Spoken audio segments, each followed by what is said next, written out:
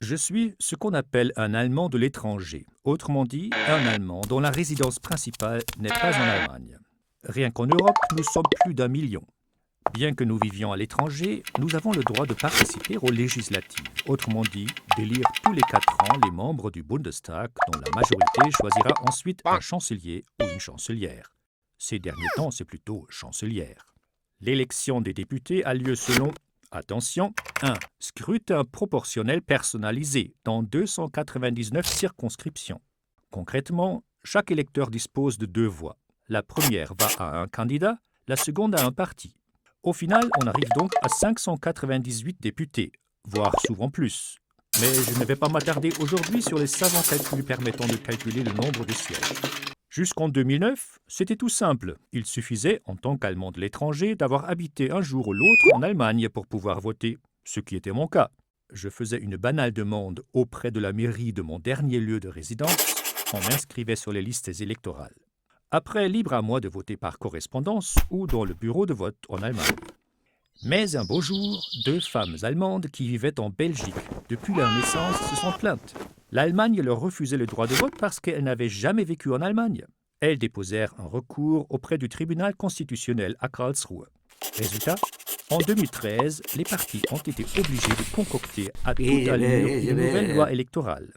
D'après le nouveau texte, un Allemand de l'étranger doit avoir vécu au moins 3 mois d'affilée en Allemagne au cours des 25 années précédant le scrutin. Si, comme moi, vous ne rentrez pas dans la case, il y a une autre solution, et c'est là que ça se corse. Vous devez expliquer par écrit pourquoi et comment vous vous êtes familiarisé avec la situation politique en RFA et dans quelle mesure vous vous sentez aujourd'hui personnellement et directement concerné par celle-ci.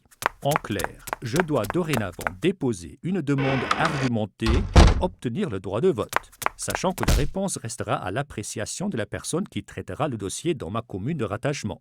Du jamais vu. Il faut maintenant montrer patte blanche pour aller voter. Les Français ont la partie nettement plus facile. Comme vous le savez, l'Assemblée nationale et le président sont élus tous les 5 ans, dans 2 scrutins séparés.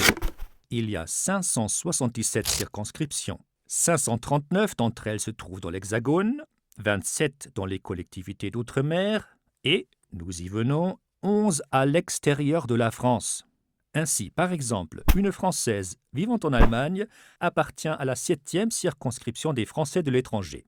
Dans la mesure où ils se sont inscrits sur les listes électorales, les Français vivant là-bas peuvent voter, pour des raisons logistiques 1 semaine avant les autres, au consulat, par correspondance ou par Internet.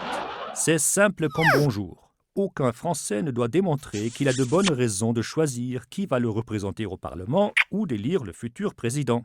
Pourquoi mettre alors des bâtons dans les roues à certains électeurs allemands, à une époque où les citoyens ont déjà tendance à se désintéresser de la politique et à bouder les urnes?